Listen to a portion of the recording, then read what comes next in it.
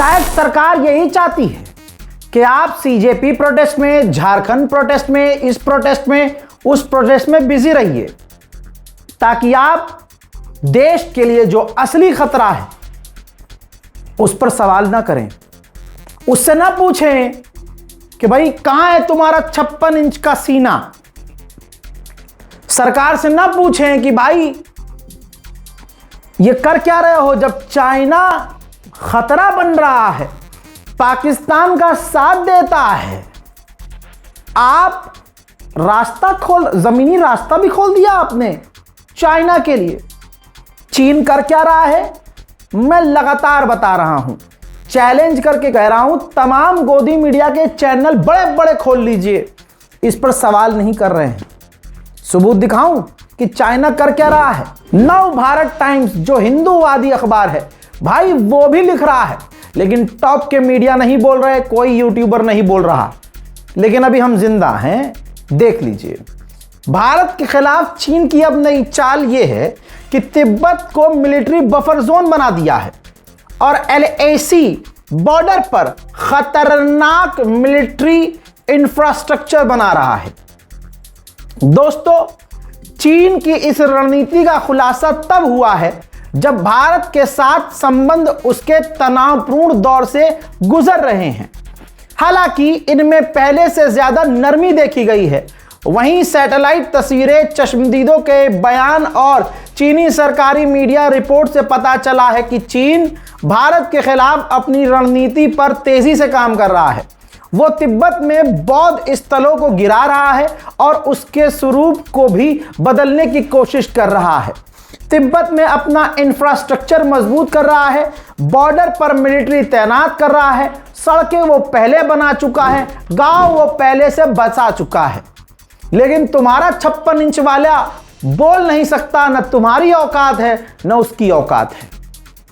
सलाम, नमस्ते, सत श्री अकाल, मैं हूं रजा और आप देख रहे हैं रजाग्राफी अनस्क्रिप्टेड की सबसे खास रिपोर्ट, अंतरराष्ट्रीय प्राइम टाइम रिपोर्ट। मैं बार बार 6 साल से यह बात कहता आया हूं, चाहे आराम से जाकर तमाम रिपोर्ट्स को देख लीजिए कि चाइना धोखेबाज है, धोखेबाज है, धोखेबाज है, धोखेबाज है। सामने कुछ और है, पीठ पीछे कुछ और है।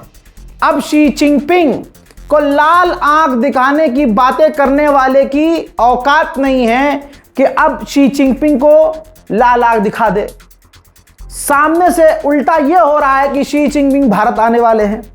हाँ, चौकी नहीं, भारत ही नहीं आने वाले। भारत आने से पहले उन्होंने भारत सरकार से बॉर्डर के मुद्दे पर फ्रैंकली बात की है।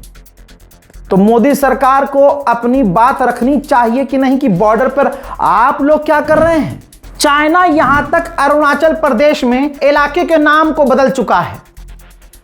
मैं आपको पहले ही ये बता चुका था। अब भारत सरकार ने क्या किया है, आधिकारिक तौर पर अरुणाचल प्रदेश में 27 जगहों के नाम भारत ने रखे हैं आधिकारिक तौर पर। चलो कुछ तो किया। अरे सरदर्दी खत्म हो तो बात करें। तभी तो मोदी चाहते हैं कि आप इसमें ही बिजी रहे। स्टूडेंट प्रोटेस्ट, हिंदू मुस्लिम, उधर पाकिस्तान हमारे लिए खतरा बन चुका है। पाकिस्तान ने तुर्की और चीन से जो हथियार, ड्रोन लिए थे, पता है भारत के सिरक्रीक के इलाके में, भाई जो बिल्कुल मैप दिखा रहा हूं आपको ताकि आपको क्लियर हो जाए। भाई इस जगह सरक्रीक का जो इलाका है बिल्कुल भारत से सटा हुआ, उस बॉर्डर पर पाकिस्तान ने हॉविट्जर के साथ साथ ड्रोन, एडवांस डिफेंस सिस्टम, तमाम हथियार तैनात कर दिए हैं। भारतीय बहुत सारे अमेरिका में जाकर ट्रक चलाते हैं, रीले बनाते थे, बढ़िया एकदम व्लॉग बना रहे, मस्त लाइफ चल रही थी उनकी। उधर रहकर मोदी भी करते थे, मुसलमानों को टारगेट भी करते थे। मैंने कहा था जिसे तुमने भगवान माना है ये तुम्हारा होगा ही नहीं। पता है क्या किया है, 28,000 ऐसे ड्राइवर्स हैं जिनके लाइसेंस को रद्द कर दिया डोनाल्ड ट्रंप ने। रीजन क्या दिया कि इनको अंग्रेजी नहीं आती थी, जिसमें हजारों भारतीय ड्राइवर भी शामिल थे। तो ये भारत के लिए एक और बड़ा झटका है। मोहतरम हजरात, जिसकी पूजा किया करता था एक खास समुदाय भारत में, मुसलमान विरोधी था ट्रंप, सिर्फ इस बिना पर उसको भगवान बनाया और फिर उसने ऐसे लगा के थूक इनके ही पिछवाड़े लाल करना शुरू कर दिए। रिपोर्ट यह है कि भाई पिछले 65 साल में पहली बार भारतीय छात्रों का, प्रवासियों का वहां जाना सबसे कम हो गया है, क्योंकि सख्ती की वजह से, ट्रंप की सख्ती की वजह से भारतीय छात्रों को वीजा नहीं मिल रहा है। अमेरिका की वीजा ही नहीं मिल रही है। छात्र छोड़िए, वैसे भी जो जाते हैं वीजा नहीं मिल रही है, तो अब भारतीय लोग कम जा रहे हैं। लेकिन आग आपके सीनों में तब लगेगी जब आप पूरी रिपोर्ट पढ़ेंगे। हिंदी तो अंडुओं को भी आती होगी, इसलिए ये रिपोर्ट देख लो दैनिक भास्कर की। पाकिस्तान बांग्लादेश के छात्रों को ज्यादा वीजा, यानी भारत के छात्र, यानी भारत का नाम इतना गंदा कर दिया मोदी ने कि भाई डोनाल्ड ट्रंप भारतीयों को कम, लेकिन पाकिस्तानी और बांग्लादेशियों को ज्यादा वीजा दे रहा है हमारे मुकाबले। नमस्ते दो लंड ट्रंप, लो करो नमस्ते दो लंड ट्रंप करो, बढ़िया करके घोप घोप कर रहा है। वहीं श्रीलंका की तो हम मदद करते हैं, हमेशा मदद करते हैं। जब जब श्रीलंका को कोई मुसीबत का सामना करना पड़ा, ये मोदी सरकार की बात कर रहा हूं भाई, मोदी सरकार ने खूब दबाकर मदद की खेप भेजी। इस श्रीलंका ने क्या किया, भारतीय मछुआरों को अरेस्ट कर लिया, उनकी बोट को सीज कर लिया। अब मोदी सरकार ने उनसे रिक्वेस्ट की है कि हमारे मछुआरों को छोड़ो और उनकी बोट को रिलीज करो। यह हमारी हालत हो गई है। कोई भी आ रहा है आंडू पांडू आंखें दिखा रहा है और हम कहते हैं अरे 56 इंच का पाला है हमने, शेर पाला है शेर। हाँ, इसमें आया मजा अब अगली खबर में। 114 भारत फ्रांस से राफेल फाइटर जेट लेने वाला था। मैं इस पर कड़े सवाल खड़े कर रहा था और उसमें से एक बात तो मेरी क्लियर हो गई है, जो मैं उसके साथ सहमत हूं। 114 राफेल फाइटर जेट लिए जाएंगे, जिसमें 94 फाइटर जेट भारत के अंदर ही बनाए जाएंगे। ऑब्वियसली भारतीय इंजीनियर को नौकरियां मिलेंगी, थोड़ा तो कुछ अच्छा हुआ।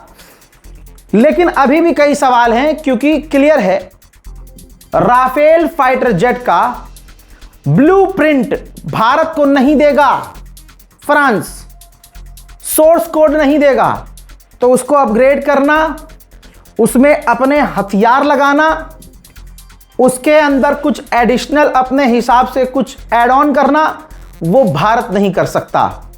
रशिया से अगर हम उसका सबसे टॉप का फाइटर जेट लेते तो रशिया पहले ही बोल रहा था हम सोर्स कोड भी देंगे। Su-57 जो हमारा फाइटर जेट है और भी फाइटर जेट हैं, हम भारत को ऑफर कर चुके हैं, वो भारत के अंदर बनाएंगे, उसके सोर्स कोड भी देंगे और भारत के साथ मिलकर आगे काम भी करेंगे। भारत ने, मोदी जी ने वो तो मना कर दिया, लेकिन राफेल से डील हो गई है। लीजिए, अब मैंने बोला था रिपोर्ट ये भी लगा देता हूं, आपके सामने आ गई रिपोर्ट। ये देखो भाई, मोदी सरकार ने रूस के fighter jet Su-57 stealth fighter jet को मना कर दिया, जो ऑब्वियसली राफेल फाइटर जेट से बेहतर है, लेकिन स्टील्थ फाइटर जेट को मना कर दिया।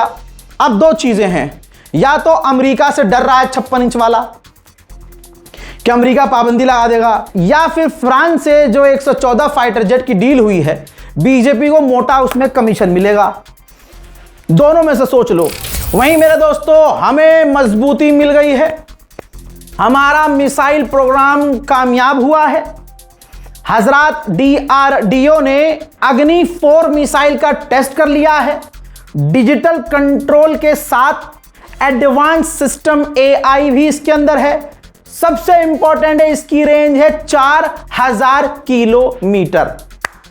मजा आ गया भाई, अग्नि 4 की रेंज है 4000 किलोमीटर, वो भी सटीक, जिसे रोक पाना नाम ही अग्नि 4 है भाई साहब। आगों को क्या ही रोकोगे तुम, ये वो वाली आग है जिसको पानी भी नहीं रोक सकता। सरकार जो बिल लाई थी जिस पर ईसाई खतरे में आ गए थे, अमेरिकी सांसद ने जिसका विरोध किया था, उस बिल का नुकसान यह है कि भारत के अंदर ईसाई क्रिश्चियन जितने स्कूल, हॉस्पिटल, पता नहीं क्या क्या इनके चल रहे हैं, NGOs, जो हमारे मुल्क के लिए फायदेमंद हैं, हमारे लोगों को ही वो ईसाई और हिंदू और मुसलमान देख के इलाज नहीं करते या एडमिशन नहीं देते, ठीक।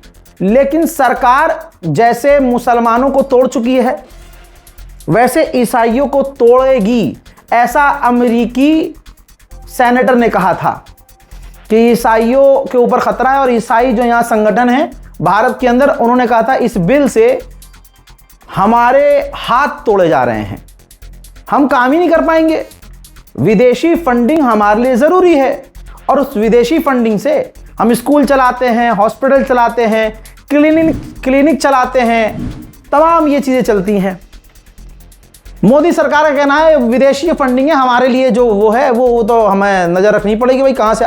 पहले मोदी सरकार चाहती है जो भी फंड आए मेरी जेब में आए, इधर और कहीं नहीं जाए। तो भाई इतना पैसा ईसाइयों का आ रहा है भारत, तो दिक्कत तो मोदी जी को होगी। इस पर भारतीय विदेश मंत्रालय किलस गया है। भारतीय विदेश मंत्रालय ने कहा कि विदेशी फंडिंग से जुड़ा मामला हमारा इंटरनल मैटर है, दूसरे देश कमेंट ना करें।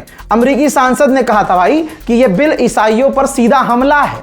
मोदी सरकार ने कह दिया है चल बे चल अपना देखो, हमारे घर का मामला है, हम तो जो चाहे मर्जी करें। उधर बांग्लादेश की पूर्व प्रधानमंत्री शेख हसीना को जो मोदी ने छुपा रखा है अपने घर के अंदर, भाई उसने बयान दे दिया है, ऑडियो में बयान जारी किया है, वीडियो में नहीं।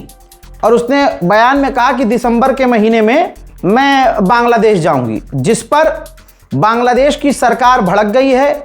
मोदी सरकार की आलोचना की है कि आपने अलाउ ही कैसे कर दिया, जिस पर मोदी सरकार ने कहा कि हम इसके बयान में इन्वॉल्व ही नहीं हैं। उधर पाकिस्तान की आर्मी ने बड़ा कदम उठाते हुए व्हाट्सएप को बैन कर दिया है। कह दिया है कि हमारा कोई मिलिट्री पर्सन, कोई फौजी व्हाट्सएप यूज नहीं कर सकता क्योंकि वो हैक हो सकता है। उसकी जगह आप वी चैट जो चीनी ऐप है उसका इस्तेमाल करें। मतलब तुम कुएं से बचे हो तो खाई में कूद रहे हो। वाह भाई वाह। उधर शहबाज शरीफ ये हिजड़े की नस्ल कर क्या रही है, कश्मीरी पाकिस्तानियों को मार रही है। पीओके में इनकी पूरी औकात आ गई है। अल जजीरा जिसको सिर्फ इसराइल ही गोली मारता है उन पत्रकारों को, उनको बैन किया इन हरामियों ने।